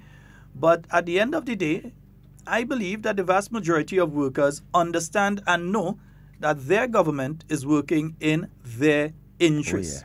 Individual workers' interests. The whole interests of the whole. Yeah? And understanding that government cannot give everything at one time, at the same time. But they know, the workers know that they have a government who are looking into their interests and is willing and prepared, right, to do what needs to be done to better the lives of every single worker in our country. Make no mistake of that. That's what this government is here for, right, to bring betterment to the people of Grenada, and that includes all our workers who are celebrating. 440-7377 and 347-329-3101. Right. No one is saying that everything is all hunky-dory with workers. No, I will never be. Whether in the public or the private sector. And therefore, that's why there is a need for the unions. But at the same token, we cannot allow the unions to be used by others who are simply pushing a political agenda. Yeah. And we have seen it so many times. We've seen many people attempt to be the puppet master behind certain individuals and so. Because 1 minute, if you listen to some of the NDC programs, like you listen to Dum Dum, you realize 1 minute after election last year, they curse the union leadership. They curse every man, woman, and child in the union leadership. In fact, they curse down to their ancestors and all. Well, they curse them. The last 2 days they have been doing that. So they curse them. Then, towards the end of last year, when the issue came up in relation to the gratuity, and government was saying this is how much we can offer without breaking the Fiscal Responsibility Act, this is how much we can offer at this time, and that seems to be the part that much people are missing, at this time. 3 words. Simple. Because it's simple. If you have a level of something that you can do at a point in time, and you can't go over that, when you look at the economy now, you may say, okay, the economy, $2 billion, right? The amount that we can give to this particular thing cannot go over $20 million, so that's what we could sign to. But in 3 years, in 4 years, in 5 years, when you look, you may say, oh, economy, 10 billion, 15 billion, we can increase on what we've done there and make retroactive to those who were there at the point in time that we had it at a particular rate. You could do that. But the unions have not been willing to have that discussion. They expect the government to break the law in relation to the Fiscal Responsibility Act, which the government cannot do. And will not do. Because then you lose millions in grant funding, money that you don't have to pay back. You lose millions in grant funding because of bad behavior. Exactly. And not, you see, it's like a promise, you don't want to keep. Good morning and welcome. Good morning. Good morning, Morning. sir. Yeah, I saw, good morning to everyone here, sorry. I saw there is some humps that they put on in bushes there. I don't know who's responsible for doing that, if it's works or police. But I think some sleeping police, the humps. Yeah, I've seen them. Bushes. I think that is a very, very good move. I've seen them over the weekend. Yeah, but the only problem with them at night, sometimes you don't know, you're not aware that the humps are there, because once they're newly put, people wouldn't be aware, And I've had that problem with humps before, that the humps went in and you're not aware of it. And I remember a particular hump in a place, I hit it and I went flying. Yeah. So if you're not aware, the painting has to be a little more... Until you get time. Yeah. The painting has to be, number one, fluorescent, and number two, a little more obvious from a distance. Right. So the painting they put is a white, small, just triangle on Yeah. just one side, on each side, either side, up and down. I need to do it more a little bigger and a put it little brighter or brighter. bigger on the home then, because people could hardly see it at night. No, I you agree see with this you. white small thing in the road, and when you reach up on the door, you realize it's a hump. I But agree this with you. area was an area that needed that, because when they leave from that wall where the people that be selling the corn, the drivers usually speed to reach all the way up to the school, Yes, road is speed down the road, yeah. Yeah, and I think, and also where they should put some more hump. You see when you leave Cherry Hill coming down? Cherry Hill. Yeah. Yes, I understand. To the stadium. Going to the stadium. I'm coming to the stadium, all in front of the stadium to cross in the electrical place and then River Road. They should put hump all in this place. Because there's a fatal accident along that stretch a few months ago where a young man lost his life. The young man with the van that turned over right next to the stadium last year. You know? Yeah. So I agree with you. That area needs to be looked at for humps as well. Yeah, I agree. They should put humps there. And also put pedestrians so people could cross to go. I don't think there is pedestrian there on the bridge. I think old bridge somewhere there. There's a pedestrian. Yeah, I think there's a pedestrian in sure Bojeju. No, on the no, I'm talking right by the stadium. By the stadium. Yeah, where they should think about putting I think there's a pedestrian there. I'm not too sure. I can't remember off the top of my head. I think there may be. But they should try and put some humps right by the stadium because remember it's a busy activity area where people usually congregate for recreational, and if they do that there, I think it will help slow down some of the speed that drivers come out from town and go into town, speeding there. Yeah. All That's right. what I wanted to say. All right. Thank you very much, caller. You know, Sheldon, I traveled somewhere. I can't remember the particular country, and on the humps, there are some reflectors on both sides of the humps. Right. I've actually seen reflectors on humps. Some part of the island, I saw reflectors on humps. I'm trying to remember where. Yeah, it's important. It's possible if they can, put some of them, there. So from a distance, as the vehicle approach at night, you may see the reflectors on the hump and, take precautions. They open fire on Azim? Oh, he's running the vehicle. He's running the armored vehicle through people? He just ran it into somebody. He hit them. Oh, good. Look, they're firebombing the vehicles now. Yeah, they started throwing Molotov cocktails on the vehicles. And they're just driving it through people. Yep. Look, I can't watch that. No, I can't watch that. I can't watch that, Nazim. No way. I can't watch that. Nah. Folks, this situation in Venezuela, believe me. Yeah, he's just driving the vehicle through the crowds of people. They're driving these armored cars through the crowds of people and the people throwing firebombs onto the vehicle. We're actually seeing it live, what's taking place in Venezuela.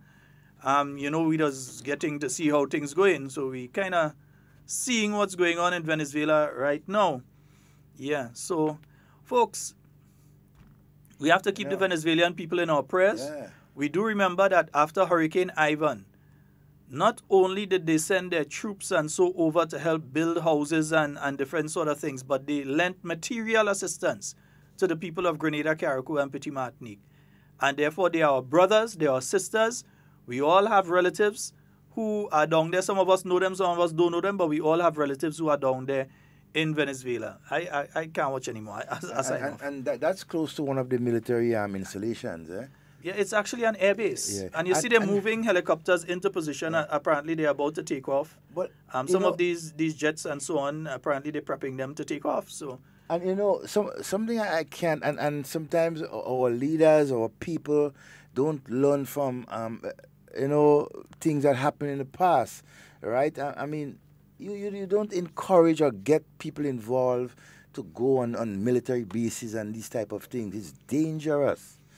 For people to be doing these things. I mean, based on the situations and so, people will do certain things, but I mean, they must be mindful of the danger, right, of entering military bases and so. It's an illegal place, They queue up right now to go through the crowd, so they're in formation right now to go straight through that crowd of people. You can see that, Yeah, as much as I don't want to see it, I seen it still be on the screen across there. Yes, folks, 440-7377. That's 440-7377. That's the number for you to call. And 347-329-3101. And again, a happy International Workers' Day tomorrow. Tomorrow, please. Folks, be safe. Yeah. Be safe out there. We're hearing some accidents and so some relatives of mine, I have to pass and see them immediately. As soon as I'm finished at 12, I'm going to visit some relatives of mine who were involved in one in the Palmes area. Yeah, my niece and my grandnephew and so on were involved in that one that was on Sunday after the reservoir jam coming down. They were involved in that one. So I had to make a little pass and see if I could see them. And so, he killed that person, I saw that, As we said, 4407377. That's I don't know you could watch that. And I just want to say a good morning to all of you on the live who have just joined us and so just drop the link in the live been there. And so drop the link in the live. Hope everything is all right and you're having a wonderful day. Or I even bring the video up, let some people see what's going on. And I bring the video up, let some people. You can't bring the video up. You could try and bring the video up. Yeah, let some people see what's going on across there. All right? Yeah, I ain't taking the left side. I ain't taking the right side. I ain't taking no side. All we want is peace. That's all we want. I take in the side of the people. Yeah, and people want peace. That's all the people want, right? What the labor union does say, peace, bread, and justice. Yeah, peace, bread, and justice. That's what the people want. They want peace, bread, and justice. Yeah.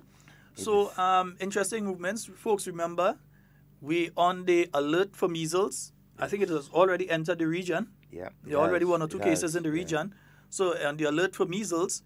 And we're also looking forward to some of the developments. The minister mentioned that there will be a cabinet retreat. So cabinet will have a retreat where they specifically deal with the issue of healthcare. Especially for health. Also, too, the minister mentioned the initiative government has decided to take with the addition of this new, how you call it, the neonatal. Or the neonatal, that's for the children. For children and so children's care. Right, we'll be building a new one, right there at the General Hospital to ensure that our young ones just born up to, I think, 26 months or so, will be cared for. Because, a number of years we have been having, unfortunate deaths and so unavoidable so, and everything like that because it happens. But we are being much more prepared and proactive as we move on to ensure that proper and the best health care is brought to the people of this country. Yeah, and that's important too. If you have premature children, you have very important. Some of them who suffer from quote-unquote jaundice. I don't know the scientific name for it. Jaundice and other things. That you must have the ultraviolets and you must have the incubators and all of these other things and the proper monitoring system for children and so. Yeah, especially at their most vulnerable stage when they've just been born. They're most vulnerable at that stage. And we need to ensure that we have the requisite things in place to ensure their safety and to ensure their development. And you have persons like Dr. Beverly Nelson, who has been a health advocate, really a child, you call it a child doctor, as they always say, for all her life. Dr. Nelson. Yeah, Dr. Nelson, She has been, proactive in things like that. She's part of the whole, process in setting up such a clinic for our young ones. So our people are coming together and putting things in place to ensure that proper health, right, is being brought to the people of Grenada, including the health insurance, which will be launched very soon here in Grenada. So all these things we need to pay attention to, be part of it, because a healthy nation is a wealthy nation, right? We have to be careful of how we do things in this country. Yes, indeed. And Devon, again, we continue to ask folks to be careful on the roads tomorrow. Yes. Built to and from your different activities. We know bucket versus cooler. Yes, that's taking place tonight. It is an alcohol-based activity. It is. The bucket versus cooler is not bucket of water and is not cooler of water. It's an alcohol-based activity. And we're asking you, on your way to and your way from, to please, number one, have your dedicated driver tonight. Have your dedicated driver. Your individual who is not going to be consuming alcohol and who will be your driver for tonight. That's one. We're asking that you please do that. Secondly, we're asking that those of you, even the dedicated driver, that you take your time on the road, because sometimes a dedicated driver, they ain't drink alcohol, but they're sleepy. Tired. Because they're out all night with you and so on, and they're sleepy, they're tired, fall asleep at the wheel. And sometimes too, Sheldon, you would be around 4, 5, 6 persons drinking alcohol, and you're not drinking, but you end up drunk, Yeah. You ain't no serious because you're right there in the midst. And as Kontakai. You could bear me out. Kontakai. Yeah. It's like smoking cigarette and so and other things. And other things. Smoking cigarette and weed and all this kind of thing. And you have persons who sit there and just sit down and inhale it and become just as, especially since today is a work day, and this is the rough one, today is a work day. So these individuals are out on work today. They're out doing their jobs, they're out on work today. Yeah. Then when you finish, you're going and drink for the whole night tonight. Nobody's saying don't go and think. What we're saying, go, but be careful. Yes, and drink moderately. Yeah. And be careful, be mindful. And also too, those of you who are going, do not encourage or bring young people under the age of 18 to have fun. Jail them, police. Right, jail them. Shut them down, officers, if you have to. And as I'm on that... Golden, make sure you handle your gate properly. Yeah. And as I'm on that, I want to make a serious appeal to the Royal Grenada Police Force and to other entities who are responsible. Right? It is about time that we continue educating the public about the dangers of alcohol and the distribution of alcohol to minors, right? Those shopkeepers and those persons who decide... Let me ask you a question, Devon. You honestly think it have a shopkeeper in Grenada that don't know they're not supposed to sell alcohol to children? They know all. All of them know. Yeah, so the part about educating is one thing, but maybe it's time to start locking up a few. Yeah, you have to continue educating them. And while educating them, they keep on making mistakes, you lock them up. Because shut down their business. I think everybody has known this for many years. Yeah, I mean, come on. And we've seen the amount of our young, and it's no secret, a lot of our young people continue to consume, right, alcohol. We see them every day. We need to cut it out. There's one issue I want to deal with before we leave in the last 10 minutes. I had the opportunity to listen this morning to the To The Point program. The NDC was on there this morning. They were represented by Mr. Philip Alexander. And one of the issues he was speaking about was oil and gas. It's just that I didn't have the opportunity to call because I definitely should have called this morning. I did not get the opportunity to call. It's not due to my fault. It's my own thing. I was having problems with my mobile, which I have been having for the last few weeks. So I could not call onto the program this morning. But had I been able to, I would have called onto the program this morning. Because it is kind of strange to me that the NDC sort of sent Mr. Philip Alexander to speak on this issue this morning, and I'll say why.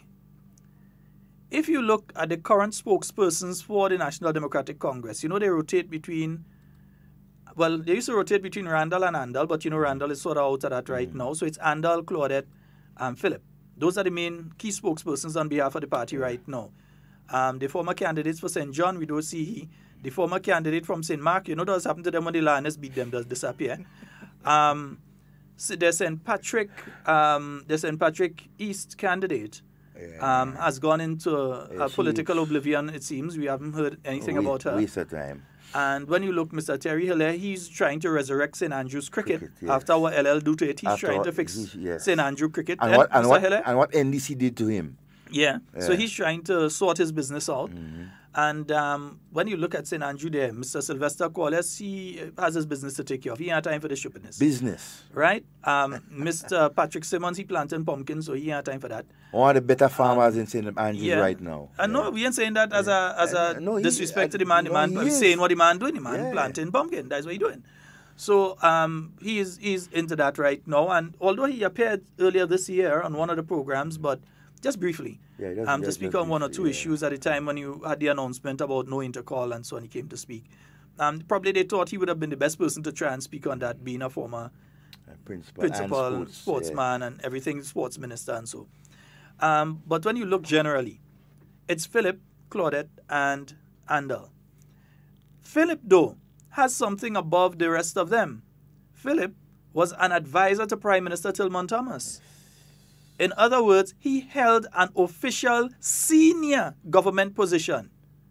Just below that of minister, he was not a government minister, he was not a parliamentarian, but he held one of the most senior positions that you could hold in a government, that of advisor.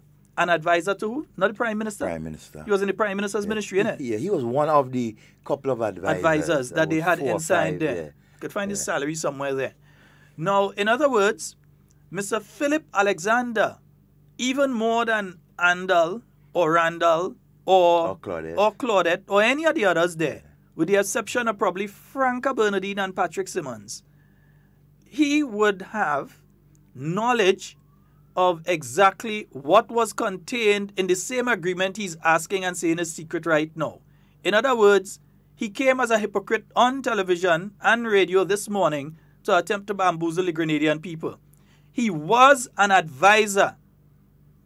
In other words, and he was able to speak on the NDC was attempting to get other people to come in. And why is it a secret who the other people NDC was speaking to? You're talking about keeping secrets. Tell the Grenadian people who are the people the NDC was trying to engage to bring into Grenada to explore oil and gas. No, he wouldn't answer that one. But he's talking about NNP government keeping secrets. And the same document, he said that how they were attempting to renegotiate. So if they were attempting to renegotiate, it means that for you to renegotiate something, you have to know what it is you're renegotiating. You had knowledge of what? That's what he said, not me. That's what he said. Because that would mean that the NDC administration of 2008 to 2013 had the agreement in their hands. Yeah. And for that entire period of time, that 4.62 years, they never thought it necessary to tell the Grenadian people what was in that deal. I wonder why. They never did it. I wonder why. The same people that are going around right now, and remember, they could have used their parliamentary privilege, they cover in parliament, and they could have gone inside there and say, well, look, you all signed a deal and this were in the deal and so on, we don't like that, and we want to go now, it's up to us now to go and renegotiate. They could have gone in parliament and done that. They could have even put that document out as public information or so. But they did not. They did nothing of the sort during the period of time. Then they take now the approach that NNP hiding secrets from people. When they had it for 4.5 years and they never tell anybody, They never tell anybody. For 4.5 years, they never told anybody because it is an industry standard to keep certain aspects, because if people find out Grenada is giving this, Venezuela might say, well, okay, we have gas too, but here's what. We'll offer you better than what you're getting from Grenada there right now to come, and then Grenada loses. Or Barbados might say, well, we had the possibility of gas here, we'll give you 30% more than Grenada is giving you right now, so come to us. And they leave Grenada and they go there. And these guys know that, Part of ensuring that you continue to have that arrangement and you continue to have that negotiating power and that strength in negotiating is keeping certain aspects of it under lock and key. But the NDC knew that. And they also had the agreement in their hands. So Nazim Burke cannot tell me, Sheldon Scott, that he doesn't know what's in the deal. It's not secret to him. If he says so, he's lying. And we know he has a propensity to do that. But he's lying. Patrick Simmons can't tell me that he doesn't know. He was a member of cabinet unless he was sleeping the whole time he was inside there. He would have knowledge of it. He would have knowledge of what was in that deal. But not and only that. So would Philip Alexander as a senior advisor in the Prime Minister's ministry who was able to say certain things that the NDC was doing in relation to oil and gas. So he knew. And not only that, even when NDC was in office and they negotiated the delimitation, boundaries and so, how come the Grenadian people have no details, right, as to what went on? I mean, you have to understand what's going on here. These individuals are trying to give the impression, I didn't know, I didn't see, it wasn't me. Yeah. Don't pull the shaggy thing. Talk the truth. You all know that what was done by the New National Party government is within the industry standard. That is how it is all parts of the world. And above board too. You could go from Saudi Arabia, Kuwait and Qatar over to Indonesia and the Philippines. head down to Australia or north to the United States or Canada, over in Alaska. Even right there in Guyana. You can go in Guyana. There are certain aspects that are kept confidential when these agreements are signed, because the bargaining parties want to have the ability to negotiate. For instance, if the company is heading down to Guyana now and they want to go and negotiate in Guyana, Guyana will say, oh, so all you had that in the deal in Grenada, well, we want the same thing or we want more. That is why it is kept confidential for business purposes. It is not that somebody's trying to deny somebody something or keep something from somebody or some sort of thing like that. That is why Mr. Ogis was very clear in his statements this morning. So it is very hypocritical. And you see, that's why we say there's a culling of the herd. The NDC set up Mr. Philip Alexander for exactly what I'm doing to him right now. And I know they set him up for what I am doing to him right now. Because they're getting ready to destroy him, eh? We know they want to get rid of him. And they want to put somebody else in that seat. Philip, you know I will tell you the truth. We know that they want to get rid of him and replace him with another individual in that seat. They want to keep the individual quiet. Yeah, for now. But we know that there is a move on to get rid of him. He's seen as ineffectual, incapable of wresting the seat away from the new National Party and Delma Thomas. And as such, they are attempting to get rid of him. So politically, that's what we're talking about. Politically. Next thing I'll go and say what we don't say. So Philip, so you know, you're starting to feel a little bit of the ungratefulness of that organization. Time alone will tell, my brother. Yeah, so right now, they set him up by sending him this morning.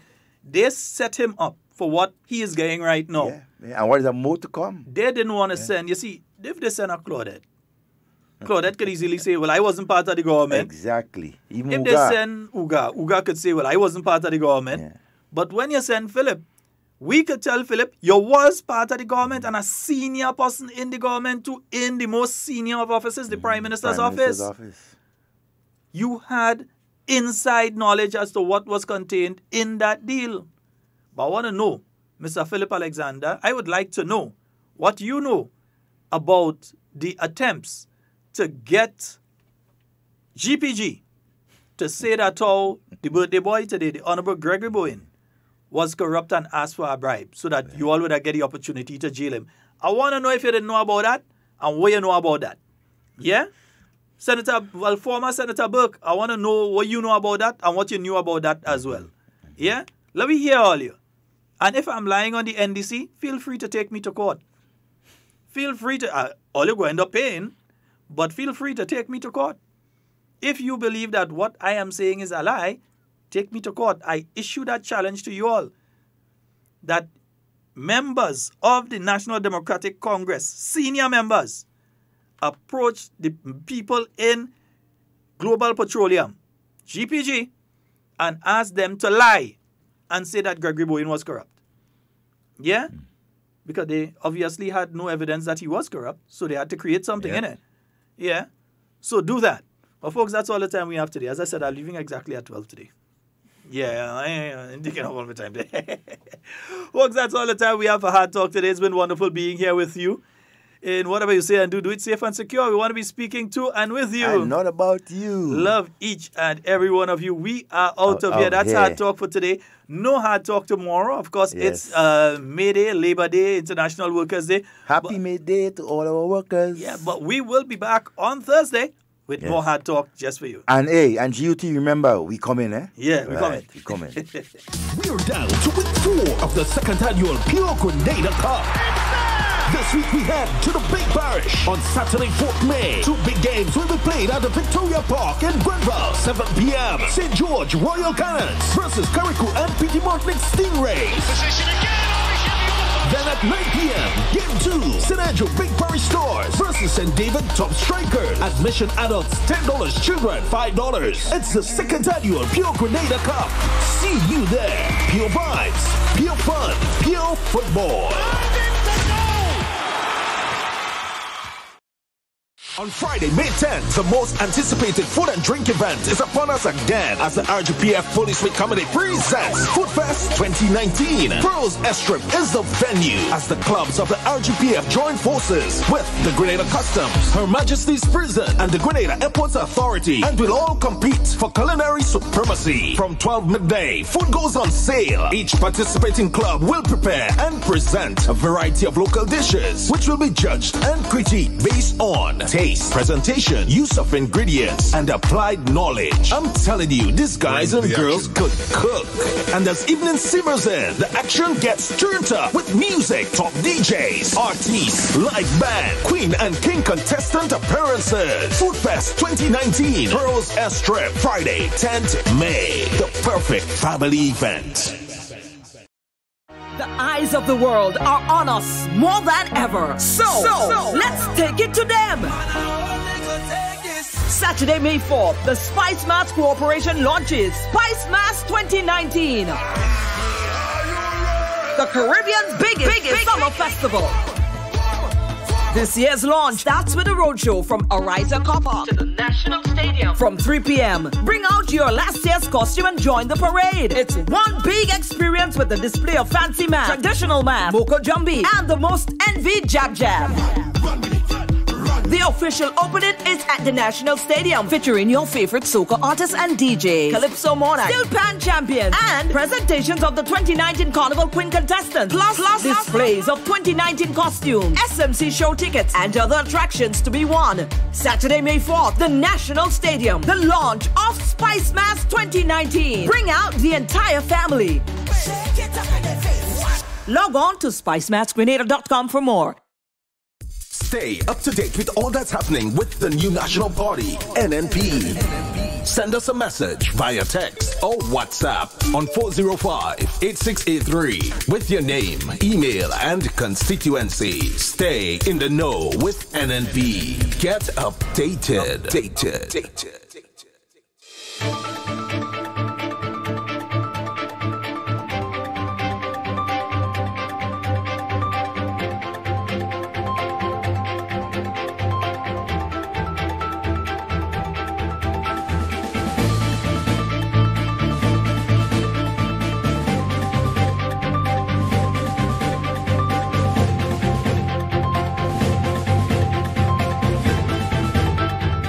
Construction on new emergency operations center soon to begin on the Sister Isle. Details to this story and more in the national report.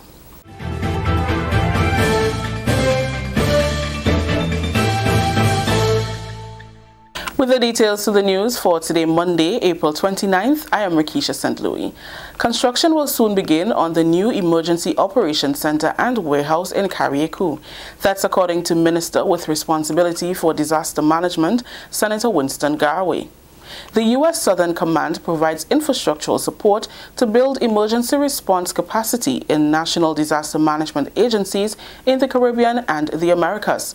Support is provided both for the physical structures, such as emergency operation centers and warehousing training. The EOC is the coordinating hub for emergency operations. It is the central command and control facility through which all stakeholders coordinate and share information. According to Senator Garwe, final arrangements are being made with the U.S. Southern Command to begin construction. We are pretty close, or closer to seeing the realization of the construction of the new Emergency Operations Center and warehouse for Carriacou and Petit Martinique.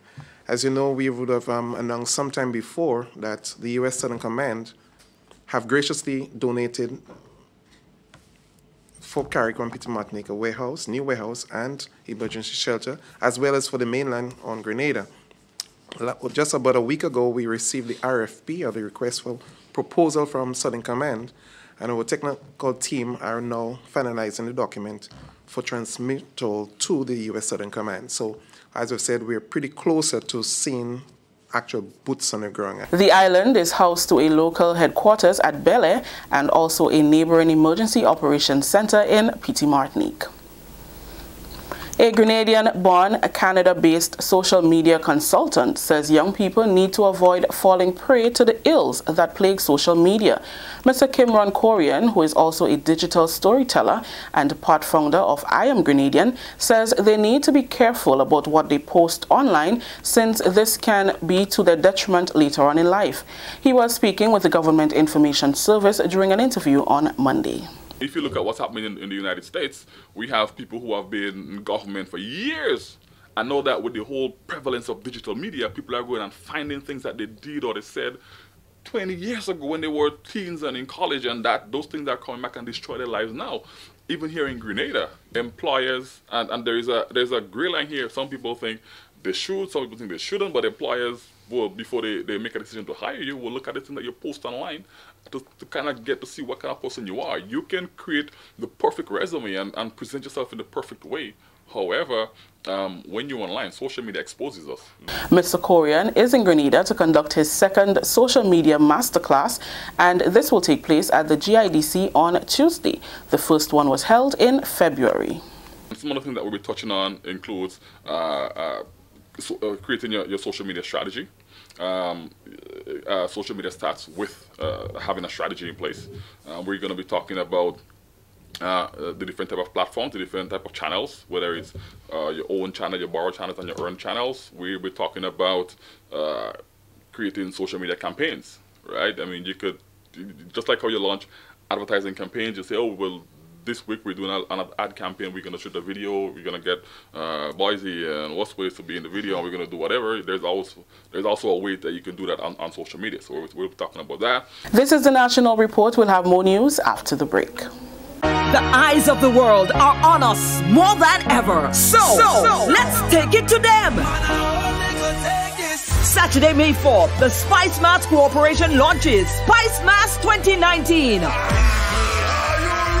The Caribbean's biggest summer festival.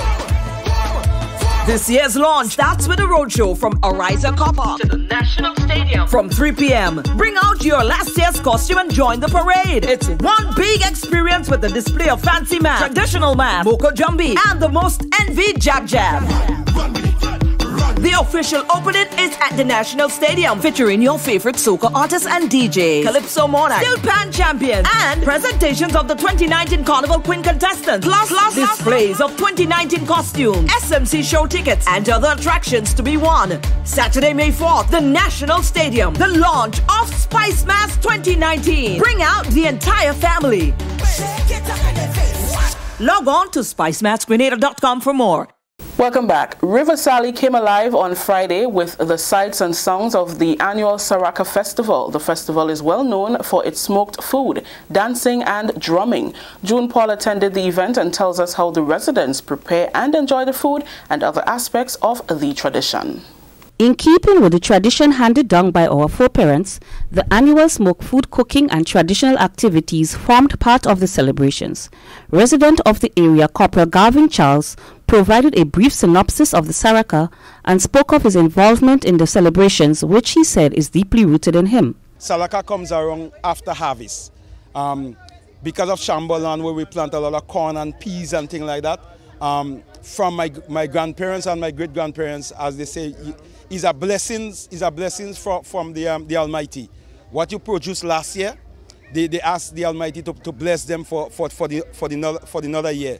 So as a result of that, the remainder after harvest, we cook and share it for people. It's something that goes through my vein because my grandmother, who is Miss Anna Edwards, started this Salaka aspect of things. My aunt Anne Marie, my grandaunt Lizzie, who is 103. So it's just something that goes through my vein. My father, who was one of the great dancer in that aspect, he's about 77 now, living in England. So, it's something that I just have to continue keeping up. Parliamentary Representative for St. Patrick East, Honorable Pamela Moses, spoke of the involvement of the youth in ensuring the tradition stays alive and the community spirit exhibited by residents towards the event's success. In River Sally, youths are fully involved. We have blocks of young people, those who, like the footballers, they have their own section over there. They make great soup. I left them making oil down. We have, all the youths who hang together. they create their own pots, they cook, you know, and we have the young people who live within the families, they're helping their parents. You know, I think that the tradition will stay strong because when I walk around today, I see a lot of young people involved in the cooking. And they're involved in the committee. I mean, it's a cultural thing. They have learned how to give back. They had to grow the animals. They had to rear the fowl. So they would already, after today, be preparing for next year. They have to rear the pigs, you know, the cattle and the sheep, the goat, and, you know, grow their crops, you know. So basically, the community, it's well organized to be producing such an event year come, year go. And as the parliamentary representative, I'm extremely proud of the people of River Sally. Meanwhile, some residents are calling for more traditional music to be played. They are concerned that some of the music played can kill the tradition. When we old parents want to speak the part, they run us away. So same thing will happen with this Salaka. When the children come around, they want to keep the children away, but the children have to be involved. We could get all the old heads that like Brother Gavin here and all the other rest of chill people. We get all them little children and train them to do and tell them this is the way it's supposed to go and not this DJ, you know? The drummer to come back. So the drummer and the foot have to come back. This DJ thing is waste of time. Too much a DJ in the place. All we need is a local drums. Beat the local drums, your foot on the ground, and you make noise. And we're good to go. Whole night. We beat the whole night to the drum until 4 in the morning, until sunrise. I am June Paul reporting for the National Report. Thank you, June. Finally, the Grenada Hotel and Tourism Authority, GHTA, will this weekend recognize the players who continue to contribute to the development of the industry. It is hosting the second Gala Awards and Dance at the Radisson Beach Resort on Saturday. Mrs. Marie Filden, member of the Gala Committee, spoke about the event and says the GHTA will continue this event every year. We plan to continue doing this every year. This year it is at the Radisson Conference Center, 6:30 on May the 4th, and we're going to go have a little dance party a little later on. Again, this is for the staff, this is for the people, so we want to make sure it is fun. And we have a few speakers, including Carol Hay, and a few other people are going to be joining us as well. So if you're interested in coming, tickets are 175 EC. It includes dinner and all the entertainment that comes with it. This year our theme is going to be more environmental. So we're looking to try and make it a zero waste event.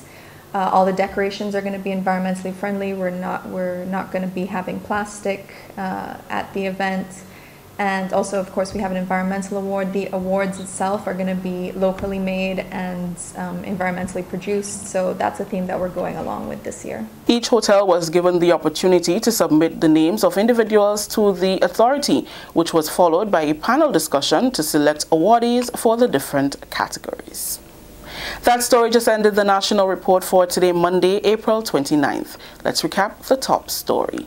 Construction on new emergency operations center soon to begin on the Sister Isle. On behalf of everyone here at the Government Information Service who made this newscast possible, I'm Rikisha St. Louis saying thank you for joining us. Until next time.